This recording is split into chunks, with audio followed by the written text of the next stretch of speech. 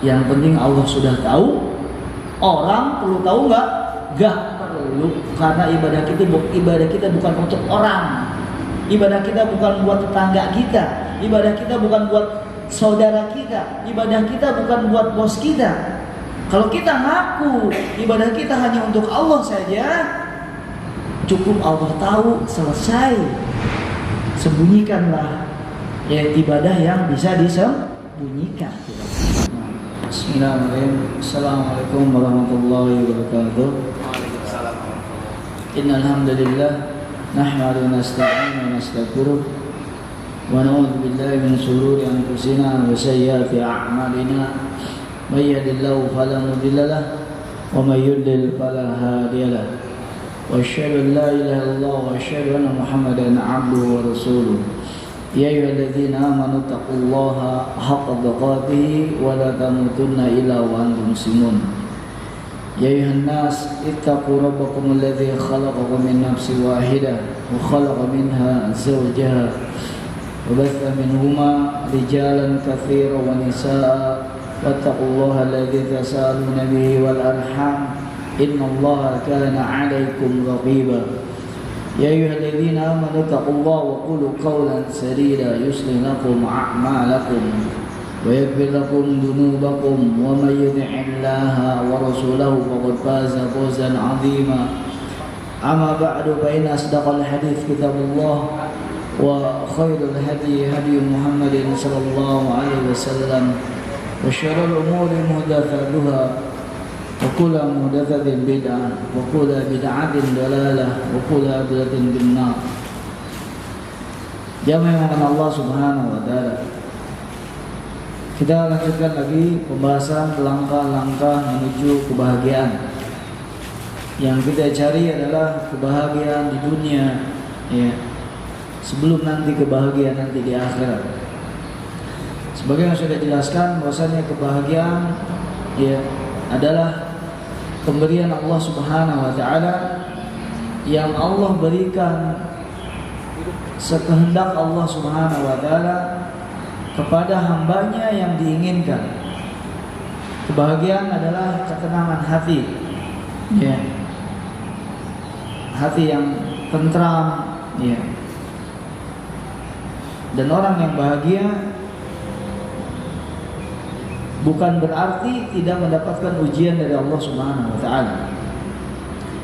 Kita hidup pasti akan terus diuji oleh Allah Subhanahu wa taala sampai kita meninggal dunia. Ya.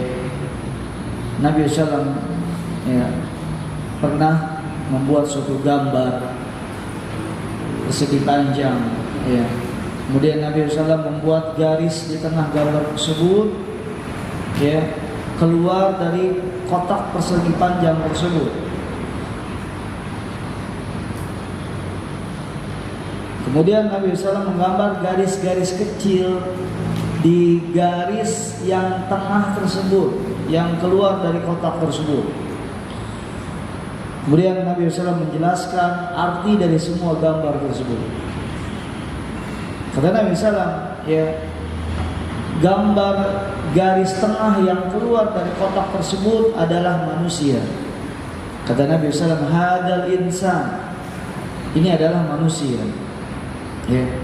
Nah ini ada ininya, boleh di sini ya Pak, kita gambarkan ya. Kita bikin kuis siapa bisa gambar, nggak usah lah. Kalau di sekolah bikin kuis. Jadi Nabi SAW pernah membuat tentang ujian ini. Khatta'an Nabi SAW khattan murabba'an. Nabi SAW membuat satu garis persegi panjang. Ini metode mengajar ya dengan gambar. Ini kebetulan, alhamdulillah ada tukang tulisnya. Khatta'an Nabi SAW khattan murabba'an. Nabi menggambar satu garis persegi panjang. Ya. Wa khattan fil wasati kharijan minha. Lalu Nabi SAW menggambar satu garis dari tengah, kharijan minha, keluar darinya. Kira-kira seperti itu ya. Dan tepatnya juga kita tidak tahu seperti apa. Kemudian Nabi SAW khatta khutatan sigaran ila hadzal ladzi fil wasat min janibihi. Kemudian Nabi SAW menggambarkan garis-garis kecil, khutat sigor, berarti banyak garisnya. Mungkin kita anggap seperti ini aja ya Pak, seperti antena. Dia garis-garis kecil di garis yang ada di tengah tersebut, ya. Mungkin seperti ini. Di samping-sampingnya, min janibihi. Allah alam seperti apa ininya? Ya, sebenarnya Nabi SAW menggambar. Kemudian Nabi memberikan pengertian dari semua ini. Kata Nabi SAW, hadal insan, ini adalah manusia. Ya, ini adalah manusia. Ini manusia. Kemudian kata Nabi SAW, wahada ajaluhu, ini adalah kematiannya. Ini kematian, ajalnya. Mukhiton bihi, ya, yang melingkupi dia, ya. Wahada amaluhu, sedangkan yang di luar ini adalah angan-angannya, angan-angan manusia. Tidak ada pernah ada berhentinya ya. Kalau bisa kita pengen hidup berapa ratus tahun Pak? Jadi 100 tahun ya, 200 tahun. Pengen bangun rumah, pengen beli mobil baru, pengen renovasi, pengen kuliah. Nah kuliahnya angan-angan saja. Mukhiton bihi, tapi kita terperangkap dengan kematian umur kita di situ. Selesai, tinggal angan-angan kita saja. Kemudian Hasan wahada al-khutat as-sigor, adapun garis yang kecil-kecil ini kata Nabi sallam al-a'rad, ujian hidup. Ini adalah ujian hidup kita, Pak. Ya. Jadi kita hidup akan terus diuji oleh Allah Subhanahu wa taala sampai kapan? Sampai kita diwafatkan oleh Allah Subhanahu wa taala. Maka orang yang bahagia bukan berarti tidak diuji oleh Allah Subhanahu wa taala. Dia diuji. Sebagaimana para nabi, orang-orang yang bahagia, manusia yang paling bahagia para nabi dan rasul. Akan tapi kata Allah Subhanahu kata Nabi sallallahu, ya asyaddu balaan al-anbiya. Yang paling keras, walaupun bahagia tapi keras ujiannya, yaitu mereka para nabi. Kemudian di bawahnya, di bawahnya seorang akan diuji dengan kadar keimanannya. Orang yang bahagia bisa menghadapi ujian tersebut. Ya, in asobahu dorro, kalau dia ditimpa musibah sabar. Wa in asobahu sarro syakara, kalau dia diberikan nikmat seperti hari ini kita diberikan sehat, diberikan waktu luang, maka dia tinggal bersyukur. Nah ini orang bahagia, ya. Nah ini kata Nabi SAW, ujian hidup tidak akan pernah lepas kita dari ujian hidup. Kata Nabi SAW, wa in akhto'a hada nahasyahu hada. Kata Nabi SAW, kalau lolos dari satu ujian, disambar oleh ujian hidup yang lain. Lolos yang ini, ujian yang lain sudah nunggu. Jadi tenang aja Pak, stok ujian kita masih banyak. Bisa, ya. Semoga kita bisa menghadapi, ya. Kata Nabi, kata Allah Subhanahu liyabluwakum ayyukum ahsanu amala. Ujian itu untuk mengetahui mana yang paling baik. Isi dompetnya. Yang paling baik apa? Yang paling baik amalnya. Yang paling baik amalnya adalah yang paling ikhlas dan yang paling benar. Nah, kita sekarang akan bahas tentang masalah ikhlas. Kemarin belum selesai, ya Pak. Terus ujian hidup, ya, akan selalu, ya, ada dalam kehidupan kita sampai kita diwafatkan oleh Allah Subhanahu wa taala. Nah, kita ingin bahagia dengan ujian hidup kita.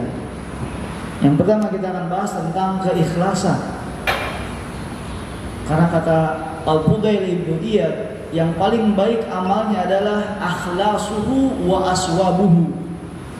Yang paling ikhlas dan yang paling benar. Jangan merasa benar sendiri Pak, hidup itu aja nggak apa-apa, daripada merasa salah sendiri. Semua orang pasti akan merasa paling benar. Tapi yang paling benar adalah, ya, al-muwaffaq li sunnah Nabi SAW, yang paling sesuai dengan sunnah Nabi SAW. Nah, keikhlasan, apa itu ikhlas? Antakuna, dia bisa dilihat di dalam buku, ya, dalam PDF-nya. Ma huwa al-ikhlas? Apa itu ikhlas? Antakuna niyatuka fi hadzal amali lillah. Hendaknya niatmu di dalam semua amal ibadahmu adalah untuk Allah saja. La turidu biha ghairallah, tidak menginginkan kecuali wajah Allah Subhanahu wa taala. La riya, tidak ingin dilihat, wala sum'ah, tidak ingin didengar ibadah kita oleh orang lain. Jadi sembunyikanlah ibadah kita kalau mampu, itu lebih mudah kita untuk mencari keikhlasan dalam setiap ibadah kita. Qul inna sholati, katakanlah kata Allah, sesungguhnya salatku, apalagi Pak, wa nusuki, sembelihanku, wa mahyaya, hidupku, matiku, wa mamati, buat siapa? Hanya untuk Allah Subhanahu wa ta'ala. Pengaruh ikhlas yang pertama, pengaruh ikhlas ya akan mengangkat derajat seseorang hamba di sisi Allah Subhanahu wa ta'ala. Dulu para tabi'in heran dengan yang namanya Abu Bakar As-Siddiq, seorang sahabat yang mulia yang menemani Nabi SAW hijrah, ya Pak, dari Makkah ke Madinah. Yang pernah umroh mungkin tahu berapa jarak antara Makkah dan Madinah, ya, berapa ratus kilometer. Kalau pakai bis sekarang mungkin 5 jam, atau kereta cepat sekarang mungkin lebih sedikit ya. Kalau kita lihat pemandangan antara Makkah dan Madinah, Pak, tidak seperti di sini, Pak. Tiap berapa senti pohon besar gitu ya, Pak. Apalagi ke arah sana ya. Sandi lebih indah. Coba lihat antara Makkah dan Madinah. Batu, gunung, batu, gunung, batu, gunung. Rumah pun nggak ada. Ya. Ketika saya diberikan kesempatan kemarin ya ke sana, masya Allah ya, kita tuh jadi berpikir bagaimana perjuangan Nabi SAW. Bagaimana mungkin di umur 53 tahun setelah berdakwah 13 tahun Nabi di Makkah dengan Abu Bakar As-Siddiq ya, yang mungkin tidak jauh umurnya dari Nabi SAW, melakukan perjalanan paling banter pakai kendaraan apa? Unta. Ya. Kalaupun ada pohon di sana di Madinah itu ya, di Makkah itu gak pernah lebih tinggi dari berapa senti ya. Hanya batu ya, masya Allah ya. Nah, kata Abu Bakar ibnu Iyash, ma sabaqna Abu Bakrin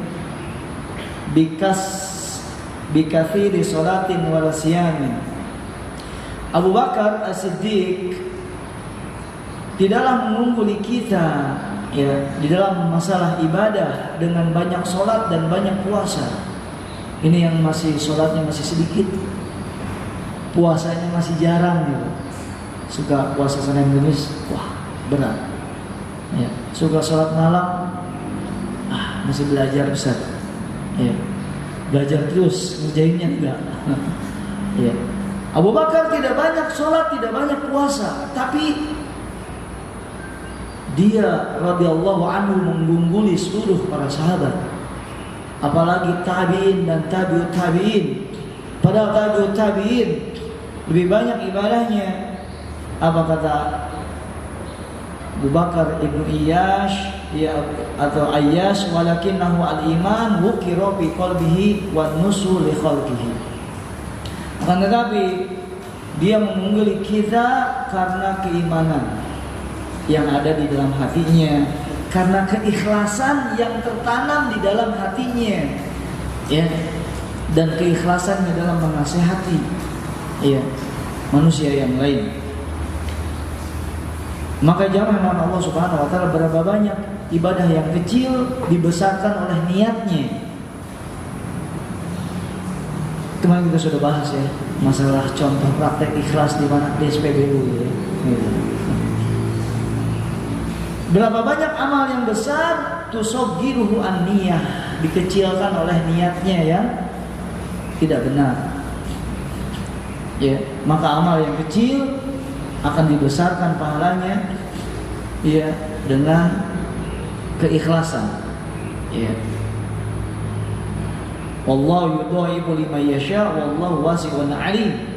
Allah melipat gandakan sekehendaknya dan Allah sangat luas dan mengetahui. Ya, jamaah yang Allah Subhanahu wa taala. Nabi SAW bersabda, "Man tasaddaqa bi adli tamratin min kasbit thayyibin wa la yaqbalullahu illa at-thayyiba." Barang siapa yang bersedekah dengan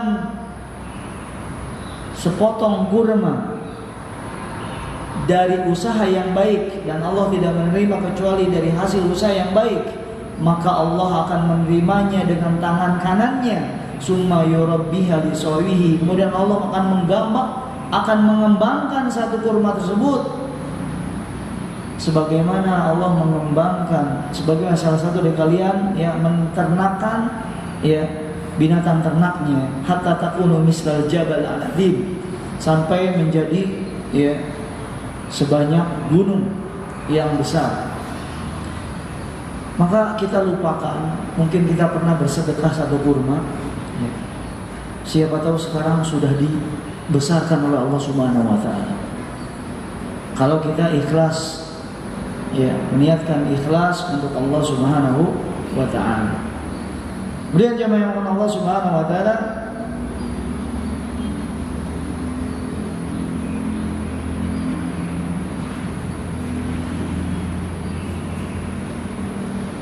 salah satu faedah dari keikhlasan ya, orang yang memasang niat di dalam ibadahnya akan mendapatkan pahala ibadah walaupun dia belum sempat mengerjakannya.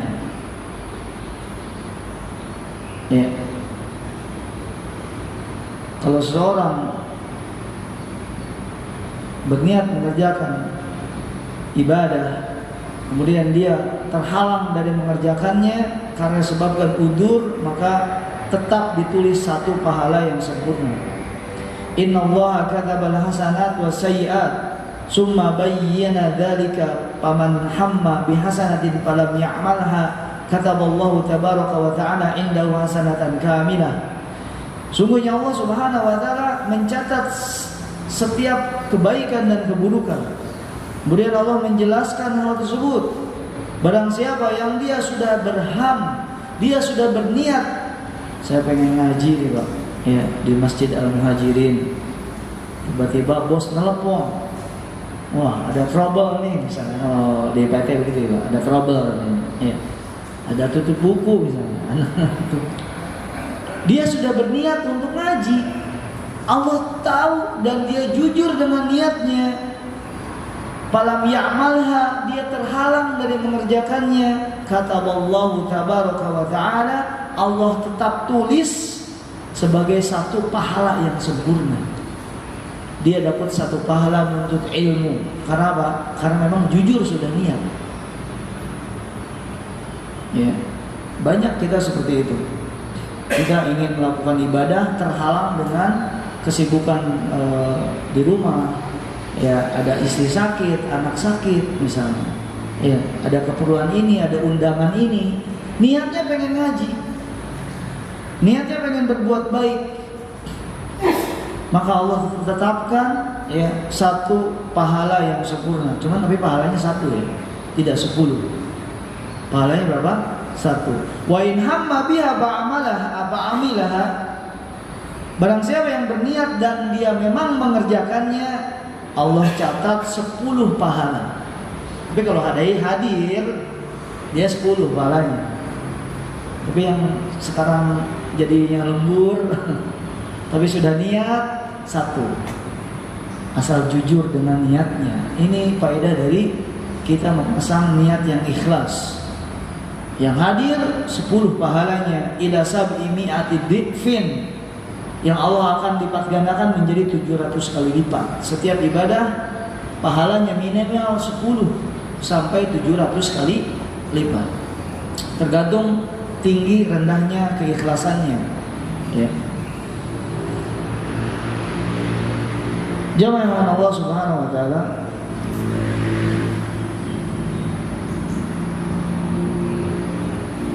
kemudian buah dari keikhlasan yang lain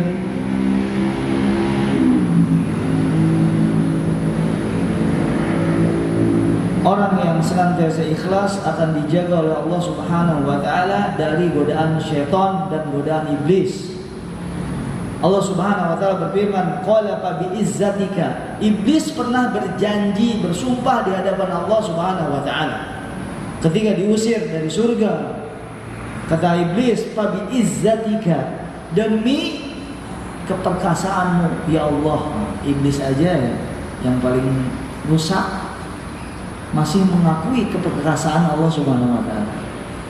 Ya, manusia ya, kalau sudah tiba kesulitan ya ingatnya sama kekuatan jin.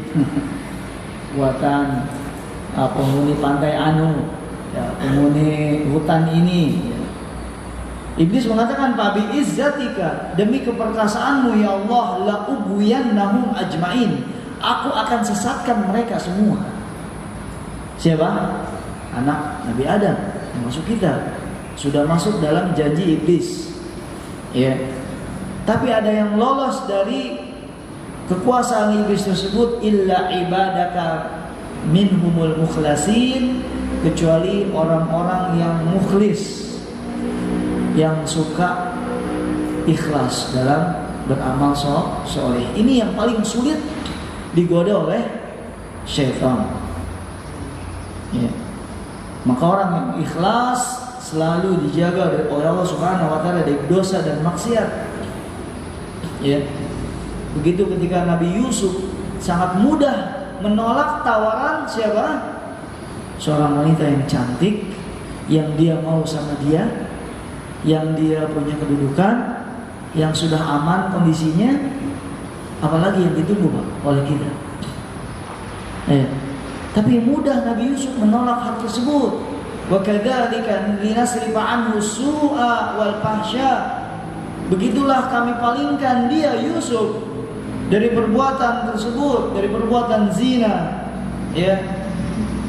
Kenapa? Innahu min ibadina mukhlasin, karena Nabi Yusuf termasuk orang-orang yang selalu mukhlis. Ya, beribadah ikhlas kepada Allah Subhanahu wa taala. Ketika dimasukkan sumur, ya terima ya Pak. Ketika dijual jadi budak, ya terima, suka takdir. Ya, ketika difitnah, ya disangka mengganggu istri raja, ya terima. Ketika dipenjara, terima, ikhlas. Menghadapi semua ujian yang banyak tersebut. Kata Nabi, in akhtau hada nasu hada. Jika lolos dari satu ujian, datang ujian yang lain. Saya kira ujian yang kemarin itu yang paling berat, Pak. Ternyata ada yang lebih berat lagi. Ya, apa? Ngantuk kalau belajar ya. Itu enggak, kalau di sini enggak, insyaallah ya. Ada makanan, ada minuman. Ya. Ujian itu butuh apa? Keikhlasan. Karena Allah akan menolong orang-orang yang ikhlas dan menaikkan derajatnya. Ya. Dan Allah menaikkan derajat-derajat orang yang ikhlas. Ya. Kemudian di antara faedah keikhlasan, orang yang ikhlas hatinya akan selalu tenang dan akan selalu bahagia apapun yang terjadi. Mau ada resesi katanya, alhamdulillah yang ada resesi ini. Mau pergantian presiden, mau pertalit naik turun, tenang, ya, hidupnya tenang. Man arafan nas istarah. Kata beliau Ibnu, barang siapa yang dia tahu hakikat manusia, maka hidupnya akan tenang.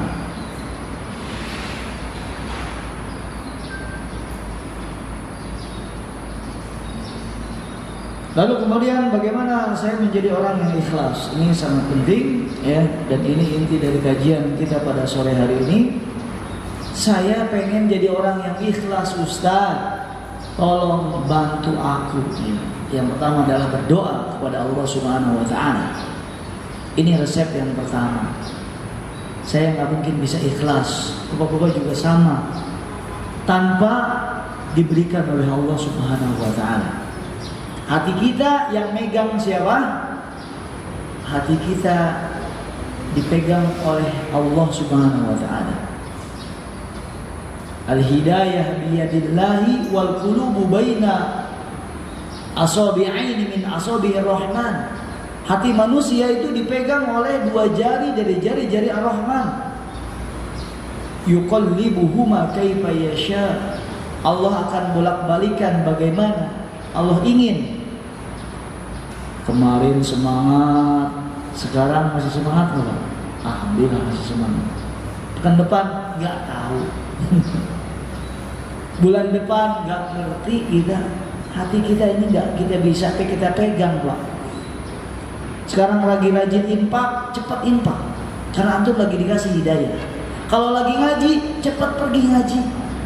Karena antum lagi dikasih hidayah. Karena 10 menit lagi hidayah itu bisa hilang. Tunda-tunda mau infak, ya. Entar dulu deh, wudu dulu dia. Pas habis wudu, ya iya itu SPP bocah belum dibayar. Entar hilang hidayahnya. Ya. Ketika kita diberikan hidayah apapun untuk beribadah, cepat kerjakan. Lagi pengen baca Quran, baca. Karena itu hilang lagi, Pak. Ya. Yuqallibuhuma kaifa yasha. Allah bolak-balikan bagaimana Allah ingin. Kita sih ingin istiqomah terus. Tapi apa kata iblis? Fabi izzatika, aku akan sesatkan semua manusia. Dan kebanyakan manusia memang lebih banyak yang sesatnya daripada yang taatnya. Itu sudah lumrah. Maka kita berdoa kepada Allah Subhanahu wa Ta'ala, pemilik hidayah ikhlas. Ini udah azan dulu. Udah masuk dulu. Ya. Kita katakan, ya Allah, aku ingin menjadi orang yang ikhlas dalam setiap ibadah. Ya Allah, dalam salatku milikilah doa seperti doanya Umar bin Khattab, Allahumma ij'al amali kullahu salihan. Ya Allah, jadikanlah semua ibadah, ya amalku semuanya ibadah yang saleh. Waj'alhu liwajhika khalisan. Jadikanlah semuanya ikhlas untukmu. Wala tajal li'adin fihi syai'an. Jangan jadikan satupun ibadahku untuk seseorang selain engkau. Yang kedua, termasuk belum ada, belum, masih lama ya, 10 menit lagi. Kalau bisa ada ibadah yang bisa disembunyikan, yang paling baik adalah sembunyikan. Ini resep ya, ikhlas yang nomor 2. Yang penting Allah sudah tahu. Orang perlu tahu nggak? Nggak perlu, karena ibadah kita bukan untuk orang. Ibadah kita bukan buat tetangga kita. Ibadah kita bukan buat saudara kita. Ibadah kita bukan buat bos kita. Kalau kita ngaku ibadah kita hanya untuk Allah saja, cukup Allah tahu, selesai. Sembunyikanlah ya ibadah yang bisa disembunyikan. Karena ada ibadah yang tidak bisa disembunyikan. Ya kita tinggal jaga hati kita saja. Ya, seperti sholat 5 waktu kita perlu ke masjid, wajib bagi seorang. Karena ada ibadah yang tidak bisa disembunyikan. Ya kita tinggal jaga hati kita saja. Ya, seperti sholat 5 waktu kita perlu ke masjid, wajib bagi seorang laki-laki sholat di masjid. Maka nggak mungkin kita, karena nggak pengen ketahuan di rumah nggak bisa. Ya, kalau ibadah wajib rata-rata memang ya terlihat oleh orang banyak. Tapi kalau ibadah sunnah, ya kalau bisa kerjakan di rumah saja. Ya. 7 golongan yang Allah naungi nanti pada hari kiamat. Ya. Yang pertama imam yang adil. Ya. Yang kedua adalah pemuda yang taat tumbuh dalam ketaatan. Yang ketiga, lelaki yang hatinya selalu terkait dengan masjid. Yang keempat, dua orang teman yang dia bertemu dan berpisah karena Allah. Pertemanannya karena Allah, bukan karena pengen pinjam uang ya Pak. Bukan karena pengen pinjam mobil ya. Dia bertemu, dia berpisah dengan temannya karena urusan Allah. Kita pulang dulu ya, waktunya sholat misalnya. Berpisah karena Allah. Oh iya, kita bertemu juga karena Allah. Kemudian yang kelima, seorang lelaki yang diajak berzina oleh seorang perempuan yang cantik. Ini syaratnya ya, yang ngajaknya perempuannya. Kemudian dia harus cantik, dia harus punya jabatan, lalu tolak. Ya Pak, jadi berarti kalau jelek gimana? Ya dapat pahala juga sih nolak yang jelek juga. Tapi yang 7 naungan ini disebutkan harus cantik, harus punya punya jabatan, ya. Kemudian dia yang ngajak. Ya. Lalu dia katakan, aku takut kepada Allah. Kemudian yang berikutnya, yang keenam, lelaki yang bersodakoh. Nah ini, menyembunyikan amal. Dia bersodakoh dengan satu sodakoh, lalu dia sembunyikan sodakohnya sampai diibaratkan oleh Nabi, orang dekatnya, tangan kirinya tidak tahu apa yang dikeluarkan oleh tangan kanannya. Sampai orang yang paling dekatnya pun, istrinya pun, anaknya pun, keluarganya pun gak ada yang tahu. Dia sudah bikin masjid senilai 7 miliar. Dia sembunyikan 7 miliar itu. Jangankan ke tetangga, jangankan status WA, Facebook, istrinya aja dia gak tahu. Fa'akhfaha, dia sembunyikan. Ya.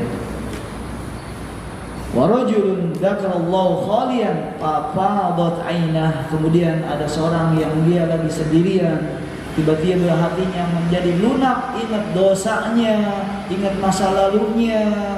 Setelah dia berilmu tentunya, tiba-tiba matanya menangis dan gak dibikin status. Ya. Kawan-kawan, anak lagi nangis, ya Allah, live gitu ya. Anak teringat dosa-dosa masa kecil, ya. Udah selesai. Ya, kholian, hanya dia dan Allah saja. Ya, tapi besoknya bikin status juga itu. Kholiannya udah Ustaz. Ya. Jadi jangan Allah Subhanahu wa taala, sembunyikanlah. Kata para ulama, uktum al-hasanat kama taktumus sayyi'ah.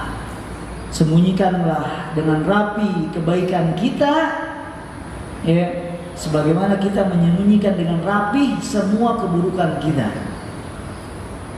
Kalau kita mau ke WC, cari yang paling jauh WC-nya, yang paling pintunya paling rapat, ya Pak. Kalau biar orang nggak tahu kita lagi membuang sesuatu yang buruk. Ya, harusnya begitu juga ketika melakukan amal soleh. Saya kenal seorang teman, dia ringan sekali memberi, ya, terutama kepada orang yang dimuliakan dengan ilmu, para asatidz. Kalau dia mau mau ngasih, dia suka tengok dulu. Ada yang kenal, ya kalau nggak kenal nggak masalah, ya. Dia sudah aman baru dipepet sedikit, ya, bukan mau dia apa-apain, dipepet, kasih uang. Ini, ya. Karena apa? Ya, karena berinfak itu berat. Ya, kita mengeluarkan harta yang kita cintai. Ya, kalau kita tidak mendapatkan apa-apa dari infak kita, ya, maka rugi. Kemudian yang ketiga, di antara resep untuk agar kita bisa mendapatkan keikhlasan,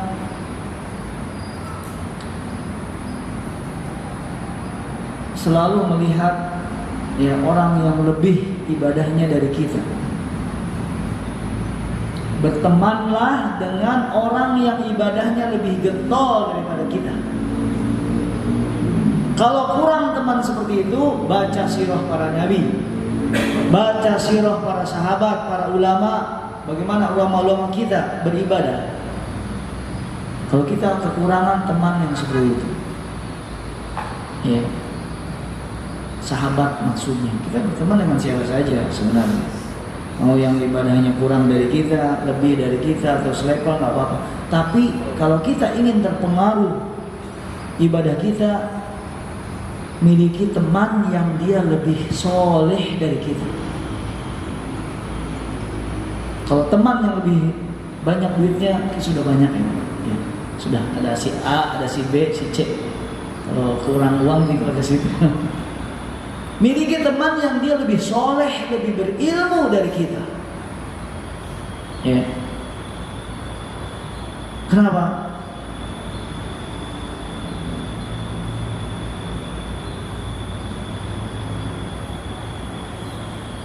Karena itu akan menambah keimanan kita, ya, dan akan meremehkan setiap ibadah kita. Sekaligus resep nomor 4, ya, setelah kita melihat orang yang lebih dari ibadahnya dari kita, ya, kalau kurang lihat para nabi, ya, bagaimana ibadahnya Nabi SAW. Ihtiqarul amal, remehkanlah setiap amal kita. Kemarin kita bangun masjid 10 miliar, bukan apa-apa, kecil.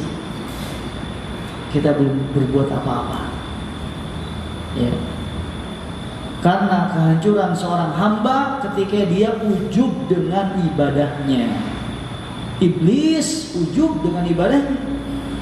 Dahulu iblis adalah jin yang rajin beribadah, ya, makhluk yang disayang oleh Allah Subhanahu wa taala, tetapi dia tidak mengembalikan nikmat tersebut kepada pemberinya Allah, tapi dia ujub dengan dirinya sendiri, ya.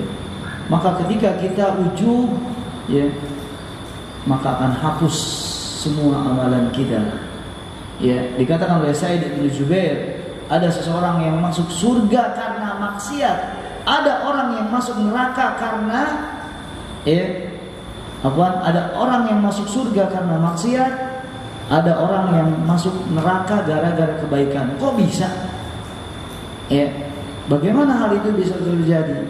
Ya, ada seorang lelaki yang terus dia bermaksiat, tetapi setiap bermaksiat dia sudah bertekad, saya akan bertobat, saya belum bisa, saya ingin bertobat, saya takut dengan maksiat ini. Siang malam ketika bermaksiat, tapi dia takut.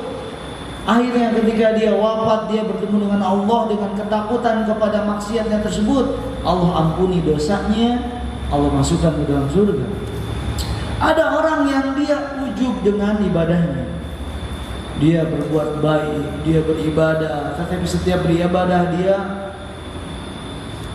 ujub, ya, dengan dirinya sendiri. Wah, saya yang paling soleh di sini. Saya yang paling benar di sini. Wah, saya yang paling depan duduknya. Wah, saya paling rajin, saya yang paling banyak hafalannya. Maka dia bertemu dengan Allah dengan ujub tersebut, ya, Allah memasukkannya ke dalam neraka. Resep nomor 5 dan nomor 6 dan nomor 7 kita akan lanjutkan, ya. Mungkin kalau ada gerhana kita akan sholat dulu, ya, lalu kita akan lanjutkan, ya. Jadi sholat gerhana itu dikerjakan kalau kita melihat gerhana tersebut, ya, karena di dalam hadisnya kata Nabi SAW, ya, faida ra'aitum minha syai'an, jika kalian melihatnya secara langsung, ya, fasallu, maka salatlah, fad'ullaha hatta yukshafu anha, ya, kata Allah, maka salatlah dan maka berdoalah sampai gerhana itu, ya, dihilangkan oleh Allah Subhanahu wa taala. Maka para ulama, ya, mengkaitkan sholat gerhana dengan penglihatan mata kita langsung, ya. Maka kalau kita lihat kita sholat, ya, kalau tidak maka kita lanjutkan saja kajian. Nah, subhanakallahumma bihamdika asyhadu an la ilaha illa anta astaghfiruka wa atubu ilaik. Assalamualaikum warahmatullahi wabarakatuh. Assalamualaikum warahmatullahi wabarakatuh. Alhamdulillah wassalatu wassalamu ala Rasulillah, asyhadu an la ilaha illallah wa asyhadu anna Muhammadan abduhu wa rasuluh. Jami'an Allah Subhanahu wa taala. Ya. Qadarullah ya, kita tidak melihat tadi gerhana ya. Maka di antara para pendapat para ulama, maka tidak diadakan sholat gerhana jika tidak terlihat ya. Yang melaksanakan sholat itu adalah yang melihat secara langsung. Kalau zaman dulu tidak ada ya badan meteorologi zaman Nabi SAW. Jadi selalu dikaitkan dengan penglihatan mata. Begitu juga dengan mulai ibadah puasa dan mulai masuknya Idul Fitri ya, selalu dikaitkan dengan ru'yatul hilal ya, yang menjadi patokan adalah penglihatan mata. Adapun hadis tentang gerhana ini, hadis yang diriwayatkan dari Imam Bukhari dan Imam Muslim, kata Nabi SAW, inna syamsa wal qamara ayatani min ayatillah. Sungguhnya matahari dan bulan ini adalah dua tanda dari tanda kekuasaannya Allah Subhanahu wa taala. Adanya Allah bisa kita lihat dengan adanya ciptaannya. Karena tidak mungkin ada yang diciptakan tanpa penciptanya. Coba bayangkan Pak, kalau setiap hari di PT ini, di pabrik ini, tiap 5 menit keluar mobil ya, mobil apa ya, mobil Fortuner misalnya, tiap 5 menit keluar, tapi nggak ada yang bikinnya. Serem nggak Pak? Otak kita tidak akan menerima. Nah, bukti adanya Allah Subhanahu wa taala adanya apa? Ciptaannya. Bagaimana kita meyakini harus ada yang membuat mobil tersebut? Ya. Jadi bulan dan matahari dan bulan adalah dua tanda dari tanda-tanda kekuasaan Allah. Adanya gerhana ini adalah tujuannya yukhawwifullahu bihima ibadahu. Allah ingin menakut-nakuti ya, manusia dengan kejadian gerhana tersebut. Jadi pelajaran yang harus kita ambil paling tinggi di dalam gerhana adalah ketika kita melihatnya adalah agar kita takut ya dengan keadaan tersebut. Ya, bukan sebaliknya dirayakan ya, kembang api enggak ya. Jadi waktu dulu adalah untuk menakuti para sahabat ya, untuk menakuti Rasulullah SAW.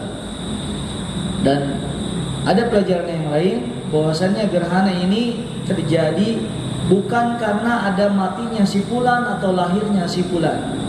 La yankashifani limauti ahadin minan nas, kata Nabi SAW. Bukan karena kematian si orang punya mukjizat atau orang yang hebat telah lahir, enggak.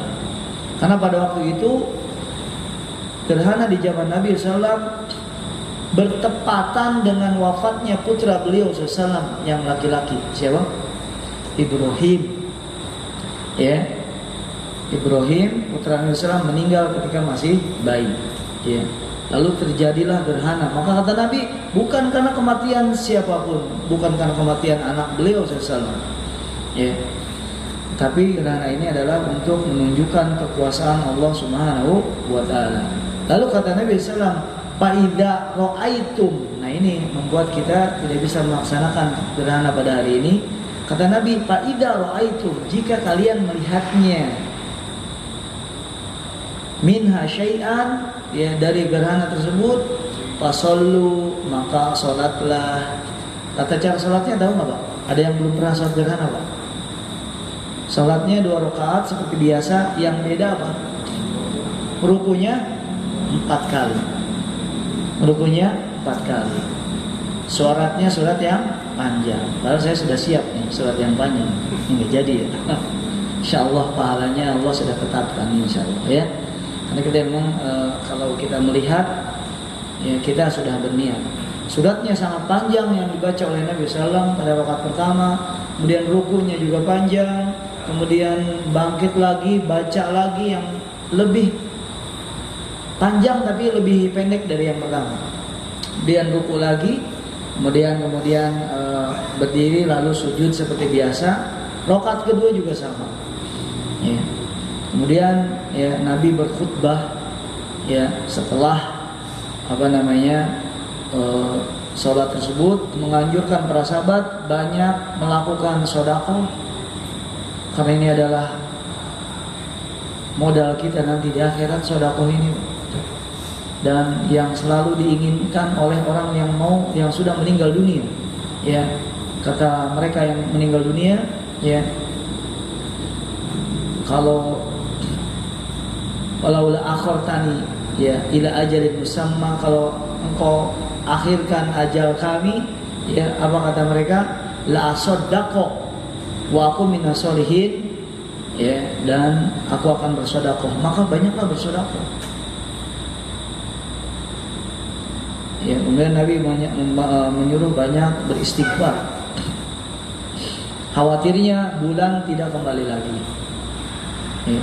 Terus sampai gerhananya hilang. Ya, jadi syariat sholat gerhana itu, ya, ketika gerhana masih terjadi maka masih boleh untuk sholat. Ya, makanya kita kalau misalnya nanti kita di akhir lihat, ya, kita langsung sholat. Ya. Kemudian banyak lagi untuk berzikir. Ya. Ala bidzikrillah tatma'innul qulub. Ya, hanya dengan mengingat Allah hati ini menjadi tenang. Ya, banyak bersedekah, beristighfar, dan banyak berzikir kepada Allah Subhanahu wa taala. Ya.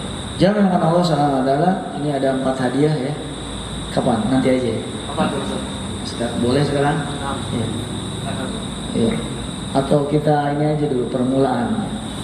Ya. Siapa yang bisa menyebutkan satu ayat atau satu hadis tentang ikhlas?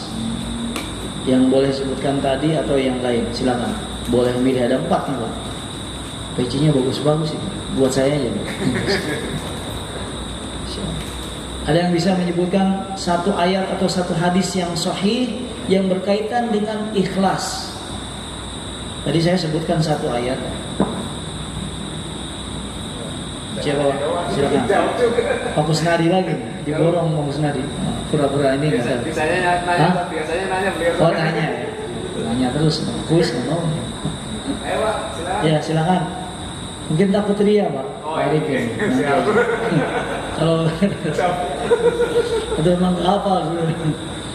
Ya banyak hadisnya. Ya, Al-Quran nanti ingat ya. Pertanyaannya masih berlaku, sama ya. Sebutkan satu hadis atau ayat tentang ikhlas. Kita lanjutkan resep berikutnya untuk mendapatkan keikhlasan, terutama bagi saya dan semuanya, ya. Karena ikhlas adalah pemberian dari Allah Subhanahu wa taala. Tadi apa? Meremehkan amal ibadah kita. Kenapa kita harus meremehkan amal ibadah kita? Karena pada hakikatnya Allah lah yang telah menunjukkan kita kepada ibadah. Allah lah yang menunjukkan kepada kita taufik dan hidayah untuk mengamalkan ilmu kita. Berapa banyak orang yang sudah kenal kajian, ya, tidak diamalkan ilmunya. Berarti kita tidak ujub dengan ibadah kita apapun, tidak ujub dengan ilmu kita, karena semuanya ada dari Allah Subhanahu wa taala. Maka remehkanlah setiap amalan kita, ya. Maka masjid yang tadi 7 miliar itu udah kecil, ya. Nggak usah dikasih tahu siapa-siapa, nggak usah kita anggap besar, ya. Ya tetap kita berharap itu akan menjadi yang besar nanti di akhirat. Tapi bagi kita, remehkanlah amal kita, ya. Maka kembali lagi ke berapa, kemana? Ke 0. Setelah Ramadan kita, setelah iktikaf kita, setelah taubat kita, nangis kita di malam Lailatul Qadar, 0 kan lagi Pak. Wah, kita belum buat apa-apa. Start lagi dari 0. seperti apa ya, SPBI Pertamina mulai lagi dari nol, ya nolkan lagi. Setelah infak 7 miliar nolkan lagi. Saya belum ngasih apa-apa. Kenapa?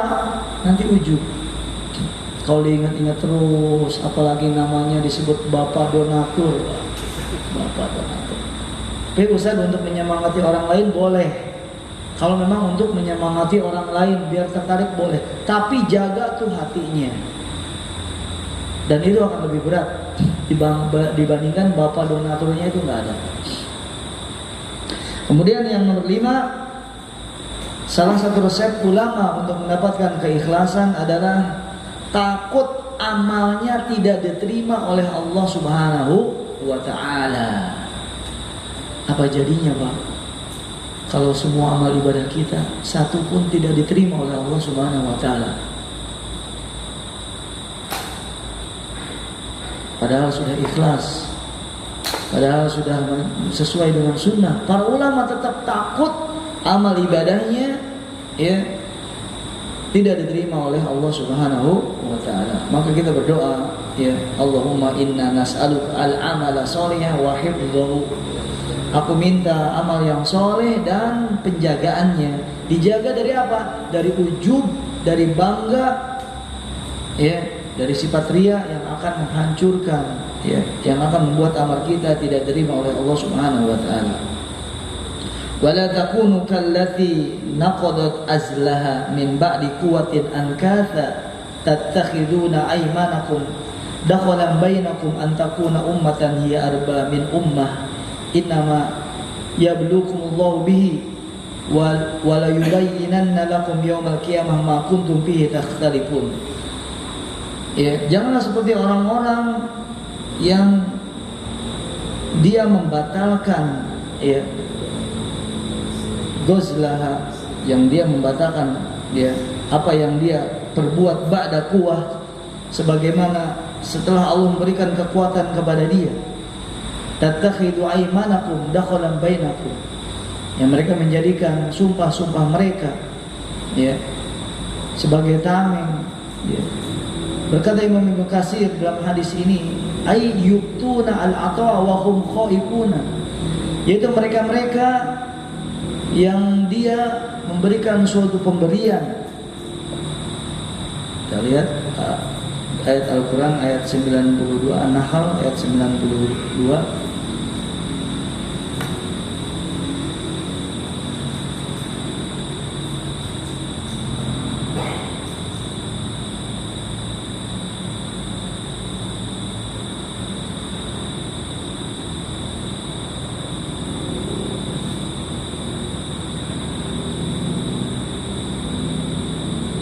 Janganlah kamu seperti seorang yang menguraikan benangnya, ya, yang sudah dipintal dengan kuat menjadi bercerai kembali. Artinya, ya, janganlah engkau menghancurkan apa yang sudah kita bangun dari amal-amal kita. Kamu menjadikan sumpahmu sebagai alat menipu di antaramu, disebabkan adanya satu golongan yang lebih banyak jumlahnya dari golongan yang lain. Allah menguji kamu dengan hal tersebut, dan pasti pada hari kiamat akan dijelaskannya kepadamu apa yang kamu perselisihkan. Kata Imam Ibnu Katsir, maksudnya mereka melakukan suatu pemberian, akan tetapi mereka takut, ya, bahwasanya amalannya tidak diterima oleh Allah Subhanahu wa ta'ala. Maka rasa takut ini bermanfaat bagi kita, ya, walaupun sudah terpenuhi syarat ibadah, ikhlas dan sesuai dengan sunnah Nabi sallallahu alaihi wasallam. Ketika Aisyah bertanya tentang surat Al-Mu'minun ayat 60, walladzina yu'tuna ma ataw wa qulubuhum wajilatun annahum ila rabbihim raji'un, yaitu mereka-mereka yang memberikan apa yang diberikan oleh Allah Subhanahu wa ta'ala, memberikan apa yang diberikan oleh Allah. Pada hakikatnya itu harta Allah Subhanahu wa ta'ala yang ada di tangan kita. Mereka berikan lagi di jalan Allah Subhanahu wa ta'ala. Yu'tuna ma ataw, memberikan apa yang mereka diberikan kepada mereka, tetapi wa qulubuhum wajilatun, tapi hati mereka cemas, ya, annahum ila rabbihim raji'un, mengingat-ingat mereka akan kembali kepada Rabb mereka. Kata Aisyah, Ya Rasulullah, apakah tafsirnya tentang orang yang mencuri, berzina, minum khamr, lalu dia takut kepada Allah? Bukan seperti itu, kata Nabi SAW. Akan tetapi mereka yang dia sholat, yang dia puasa, yang dia bersedekah, tapi yang 7 miliar tadi dia khawatir tidak diterima oleh Allah Subhanahu wa taala. Khawatir nuntut ilmu kita hanya gimmick saja. hanya ria saja. Khawatir semua ibadah kita tidak diterima oleh Allah Subhanahu wa taala. Maka ikhlas butuh kepada kita berjihad sebelum beramal, ketika beramal, dan setelah beramal. Sebelum beramal butuh sabar kan, berangkatnya ya. Ketika beramal, ketika sudah duduk ngaji, butuh nggak sabar? Butuh. Pengen cepat pulang ya Pak, belum mandi, kaosnya masih pada bau-bau. Pengen cepat, apalagi hujan ya Allah. Ya sepoi-sepoi ya. Setelah beramal juga butuh ikhlas. Apa? Takut tidak diterima oleh Allah Subhanahu wa taala. Kemudian yang keenam, termasuk resep dari para ulama untuk kita bisa ikhlas adalah tidak gampang terpengaruh dengan netizen. Ini ya Pak, sekarang netizen menguasai hidup kita. Tidak terpengaruh dengan perkataan manusia. Nomor 6. Ya. Luar biasa sekarang komentar orang lain itu mengubah hidup kita sekarang. Coba bayangkan, ada orang yang mau berbuat baik, tapi dikomentari oleh banyak orang tidak boleh berbuat baik. Orang mau rujuk, ini tahu kan maksudnya berita. Tapi ya, jangan rujuk, jangan ini, akhirnya terpengaruh. Ya, maka kita tidak terpengaruh dengan komentar orang lain di dalam taat kepada Allah Subhanahu wa taala. Jalan terus.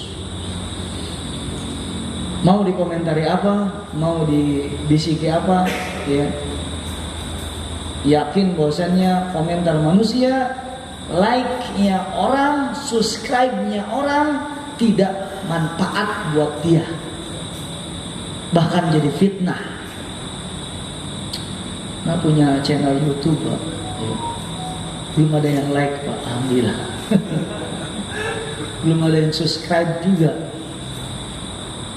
Karena khawatir ketika sudah banyak like, ini akan berubah yang di dalam sini. Ya, kalau udah lihat, wah yang lihat banyak, masya Allah Ustaz, masya Allah. Bisa nggak kita jaga hati kita? Kadang jadi fitnah, ya, ujian manusia. Ya. Dan ujian manusia tidak akan menyelamatkan kita dari adab Allah Subhanahu wa taala. Maka kita dudukan manusia, ya, wa anzalan nas manzilata ashabil kubur. Kita dudukan orang, komentar manusia seperti penghuni kubur, sama seperti kita nanti. Ya, dia tidak bisa memberikan manfaat kepada kita, tidak bisa memberikan bahaya kepada kita. Kenapa kita harus sedih? Tidak ada yang like, cukup Allah yang like. Kenapa harus sedih? Tidak ada yang nonton. Yang penting Allah sudah tahu. Wa ma taf'alu min khairin ya'lamullah. Apa saja kebaikan yang kalian lakukan, Allah yang tahu. Ya. Yang ketujuh, ini ada 8. Ya. Yang ketujuh, merenungkan bahwasannya bahwasannya manusia tidak punya surga dan neraka. Kalau mau ria sama yang punya surga dan neraka. Siapa yang punya surga dan neraka? Allah Subhanahu wa taala. Tunjukkan amal kita kepada Allah Subhanahu wa taala. Nangis kita di hadapan Allah. Ya, cari muka kita di hadapan Allah. Dalam tanda kutip kita menjilat di hadapan Allah Subhanahu wa taala. Karena dia yang memiliki surga dan neraka. Adapun netizen tidak punya surga dan neraka. Ya, kita merenungkan bahwasanya manusia yang kita riya kepadanya, ya, di padang mahsyar akan sama-sama telanjang seperti kita, akan sama-sama ketakutan seperti kita, ya, di hadapan Allah Subhanahu wa taala. Ya, dalam keadaan yang sempit, ya.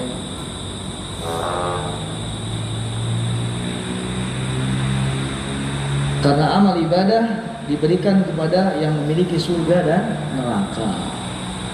Siapa yang memiliki surga dan neraka? Netizen? Tetangga kita? Maka seorang mukmin dia yakin bahwasanya manusia tidak memiliki surga dan neraka, tidak bisa memasukkan dia ke dalam surga, tidak punya kemampuan untuk mengeluarkan dari neraka. Ya, kalau kita minta kepada mereka untuk memasukkan kita ke dalam surga, mengeluarkan dari neraka, maka semuanya tidak akan bisa, walaupun hanya satu jengkal. Ya, manusia berkumpul di belakang kita, kita didorong ke surga, tidak akan bergerak, walaupun satu langkah. Ya.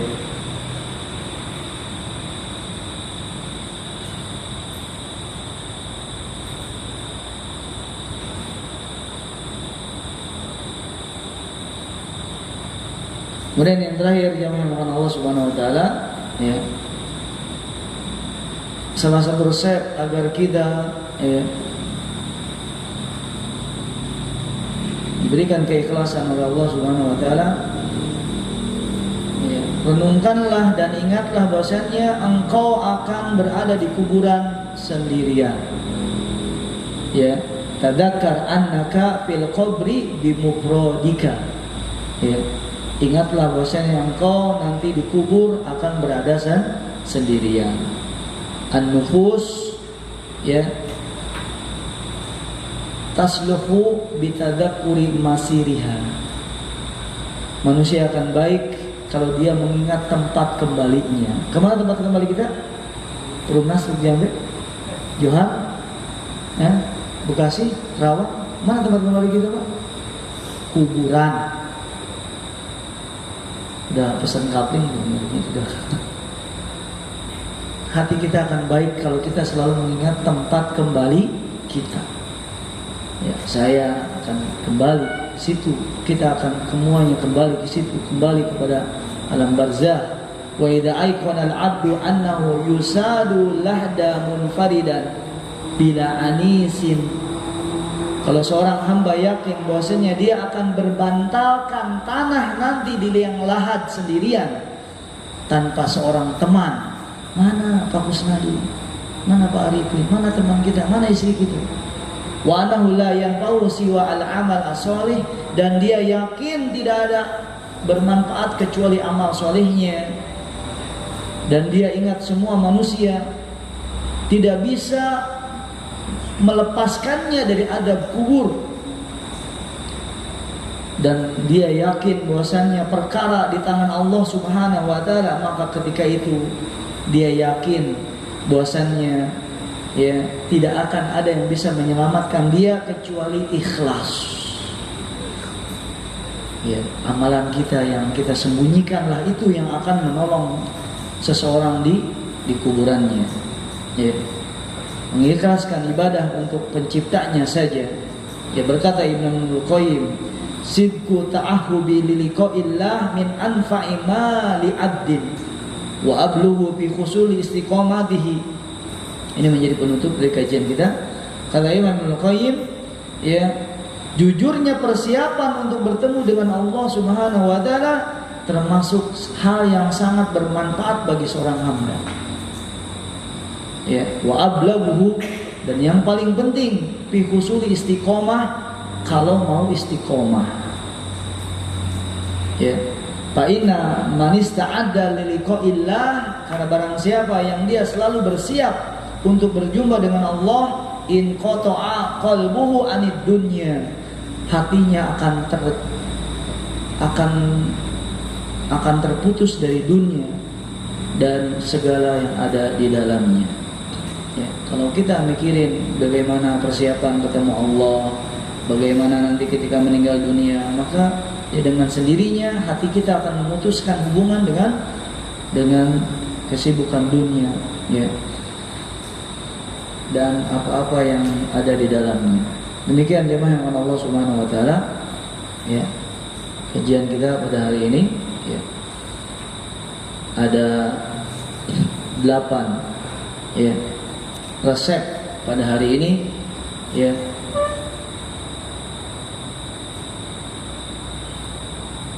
di dalam mencapai keikhlasan kepada Allah Subhanahu wa taala.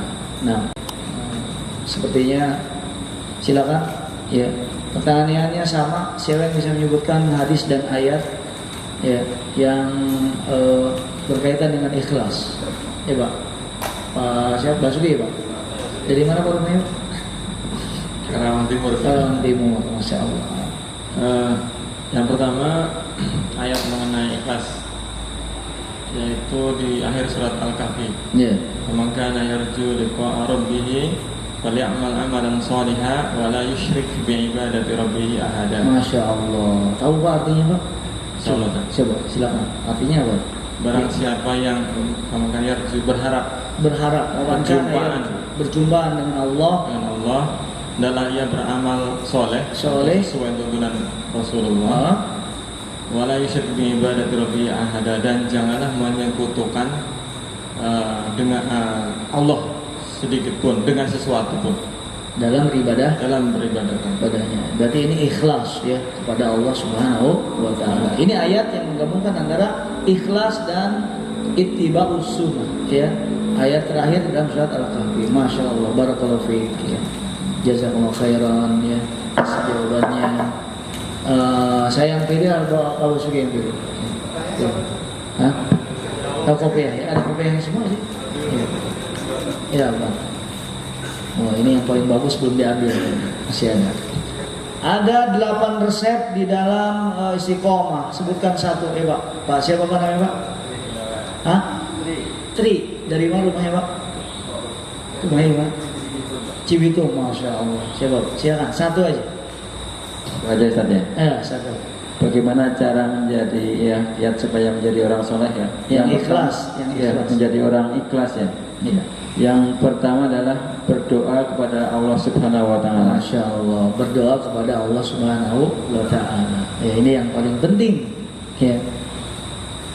Karena ikhlas milik Allah, Allah berikan kepada siapa saja yang Allah inginkan. Jadi doa ini yang paling penting, nomor 1. Kalau kita ingin baik, kalau hati kita ingin ikhlas, mintalah kepada Allah Subhanahu wa taala. Boleh Pak Patri?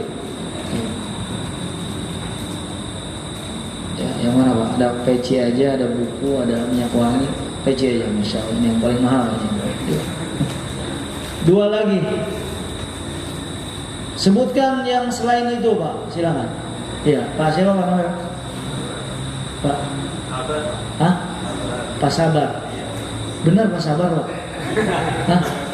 Benar namanya Pak Sabar? Orang tuanya luar biasa sekali memberikan nama, ya. Rumahnya di mana Pak? Perumnas, ya. Masya Allah. Silakan Abah. Menyembunyikan amal, status, lagi ngaji, muhajirin, Masya Allah, kirim ke bos. Ya, Masya Allah. Menyembunyikan amal, ya, sangat berat, ya. Dan keikhlasan kita harus butuh kepada ikhlas lagi, ya. Ikhlas kita butuh kepada ikhlas lagi. Ada orang yang ikhlas tapi ikhlasnya pengen diketahui oleh orang lain, ada, ya. Pecinya nggak pernah diganti misalnya, biar kelihatan lepek gitu ya Pak, ya, gitu.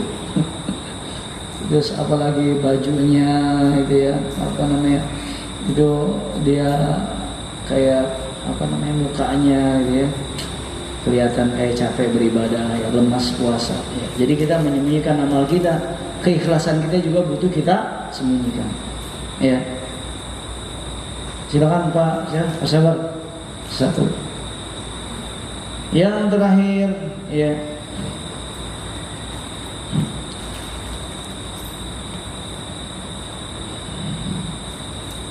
Yang terakhir,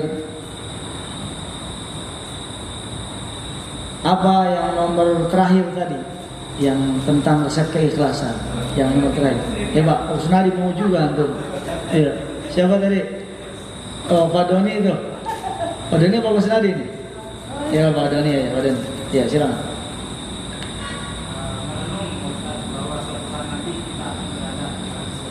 Iya, saya nggak bisa nemenin masalahnya ya. Jadi kita renungkan bahwasanya ya kita butuh keikhlasan karena kita nanti akan berada sendirian di alam kubur ya, sampai hari kiamat ya, sampai hari kiamat ya. Ini kebahagiaan seorang mukmin yang paling besar ketika dia berhasil di alam barzah ya, ketika sudah berhasil menjawab man rabbuka wa man nabiyuka wa madinuka ya, semuanya beres. An sodaqo abdi, kata Allah Subhanahu wa taala, hambaku telah jujur, ikhlas dalam menjawab ya. Faftahu lahu baban ilal jannah, buka pintu menuju surga. Faprisunil jannah, lalu kuburnya diluaskan, diterangkan ya. Ini sebahagia manusia ketika sendirian ya. Kita akan sendirian, maka belajarlah ikhlas dari sekarang, itu yang akan menangani kita nanti pada hari ya, di alam barzah. Nah, Pak Doni silakan. Mungkin itu saja yang bisa saya sampaikan. Ada pertanyaan? Ya, Pak Sagar silakan. Assalamualaikum warahmatullahi wabarakatuh. Waalaikumsalam warahmatullahi wabarakatuh. Pertanyaan saya, apakah boleh Ustaz kita menanyakan ke anak atau istri, apa kamu sudah sholat, ngaji, atau menghafal Quran? Karena itu kan mungkin dia mau menyembunyikan itu. Iya.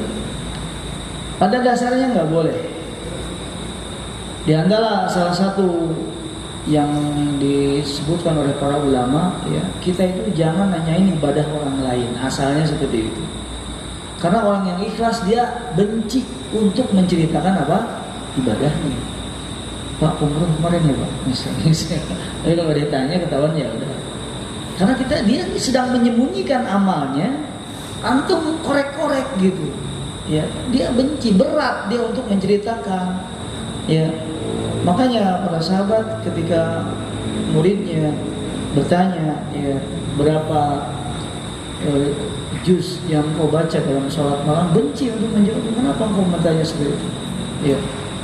Maksudnya ingin meniru ibadah sahabat, tapi mereka benci untuk menjawabnya. Ya. Apa urusanku denganmu gitu kan? Kalaupun kau tahu, kau belum tentu sanggup membaca apa yang aku baca. Karena keimananmu beda dengan keimananku. Dan aku pun tidak akan sanggup melakukan ibadah yang kau mampu, gitu kan? Maka pada asalnya memang ya kita tidak boleh bertanya tentang ibadah seseorang. Ya, membuat berat dia untuk menceritakannya. Ibadah yang 7 miliar sudah disembunyikan. Tapi kalau dalam rangka untuk mengontrol ya bagaimana ibadah anak kita, ya bagaimana anak istri kita, ini kewajiban suami. Maka insya Allah ini tidak mengapa ya, karena niatnya memang ya istri adalah tanggung jawab seorang suami dalam masalah nafkah dan masalah ibadah pendidikan. Maka kita boleh bertanya seperti itu. Tadi pada asalnya kita tidak bertanya ibadah seseorang. Ya, ada lagi? Ya Pak.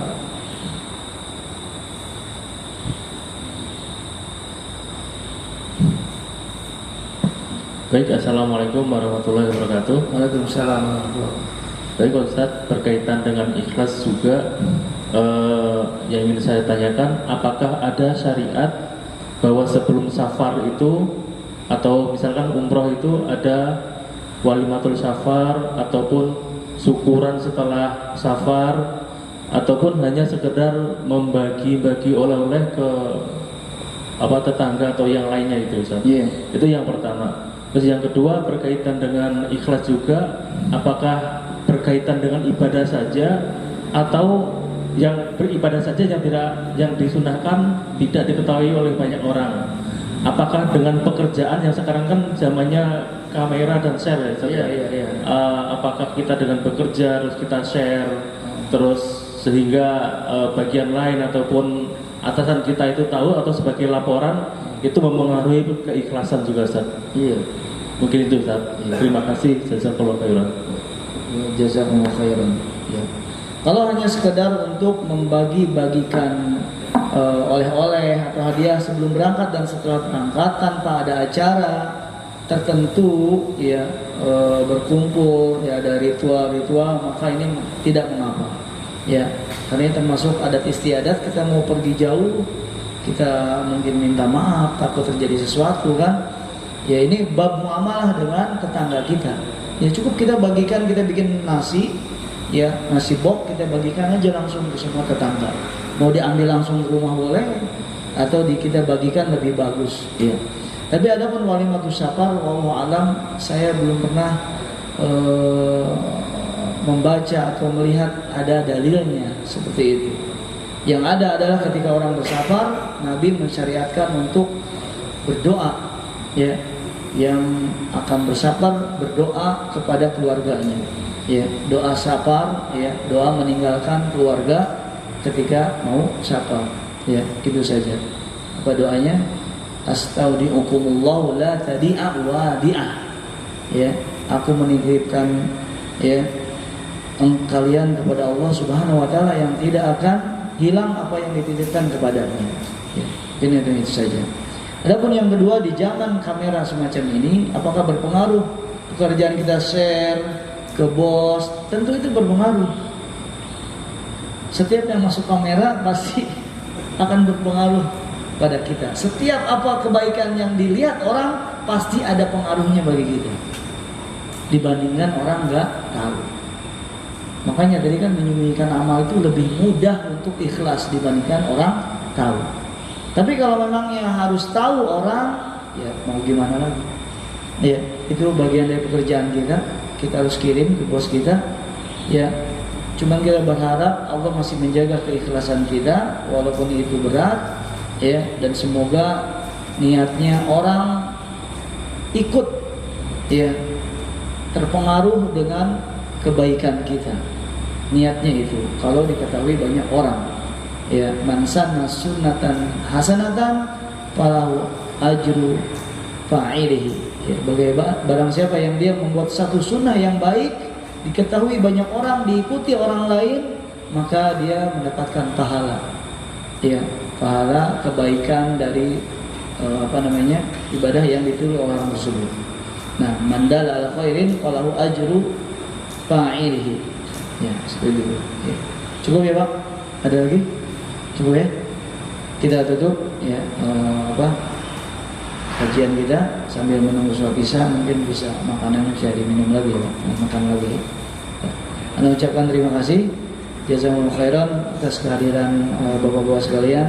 Ya, waktu yang antum yang sangat berharga, ya, untuk menuntut ilmu, ya, sungguh berat, ya. Harusnya sudah pulang, ya, tapi kita sisihkan dalam rangka kita belajar agama kita, ya, agar kita semakin dekat, ya, kepada Allah Subhanahu wa taala. Subhanaka wa bihamdika asyhadu an la ilaha illa anta astaghfiruka wa atubu ilaik. Assalamualaikum warahmatullahi wabarakatuh.